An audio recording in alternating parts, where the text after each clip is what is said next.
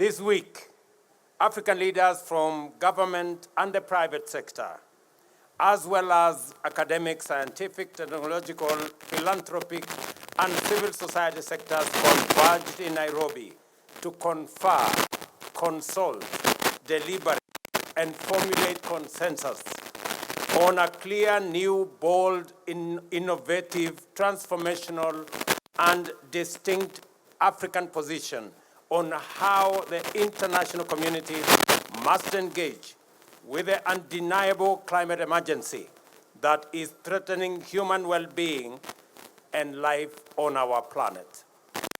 The Africa Climate Summit is both a demonstration of the unwavering collective commitment of the people of Africa to their vision to make humanity's first home here in Africa, a land of abundant potential, limitless opportunity, and the possibility of shared prosperity.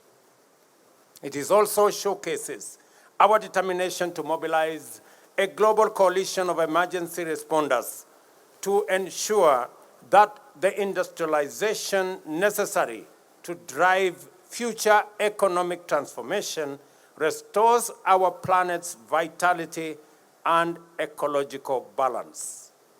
At the summit, our shared understanding became clear that Africa is not only the cradle of humanity, it is indeed the future, and that we are the last frontier of untapped potential in the form of hundreds of millions of young men and women who are educated, skilled, motivated, innovative, ready and willing to drive the enterprises and industries that will unlock the possibilities promised by our immense endowments of natural assets, mineral resources, and green energy potential in order to unleash opportunities and prosperity for Africa and the world on an unprecedented scale.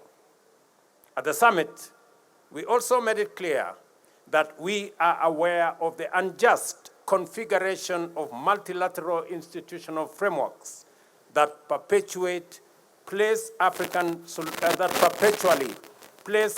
nations on the back foot through costly financing, which plunge our economies into debt trap and deny them resources needed to mitigate and adapt in response to climate change, invest in energy transition, and facilitate industrialization to create jobs and wealth, and to reduce inequality.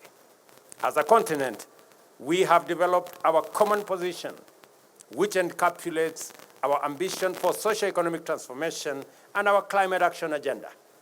This position is anchored on the potential that Africa holds to decarbonize the global economy and set the stage for green industrialization throughout the world.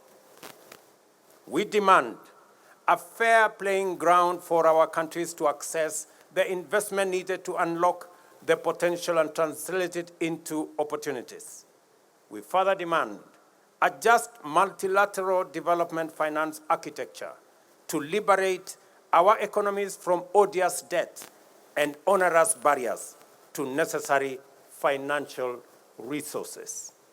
We are clear in our minds and hearts that the international community must walk with us in this journey into a future of prosperity and security in an ecologically balanced, thriving planet.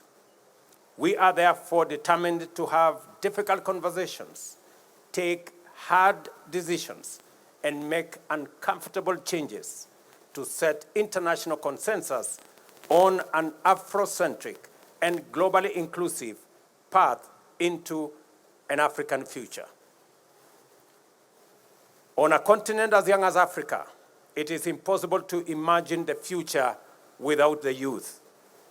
Our young men and women in every African country are the primary stakeholders who will define and drive our agenda for green transformation and sustainable opportunities.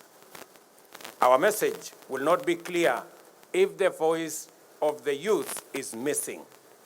our efforts to achieve prosperity will not succeed if there are no opportunities for the youth. And our journey will be long and hard and in vain if the youth are not coming with us. Let the declaration of our commitment to act in unison and deliver our aspirations go forth in the firm, clear voice of a united Africa from Nairobi today, and tell the world about Africa's youth potential, opportunity, and its capacity to actualize a world of possibility. We understand that possibility, opportunity, potential, and youth all point to the future.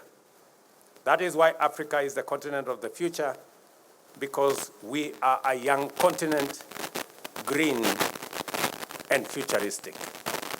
Thank you very much. May God bless you, and may God bless Africa.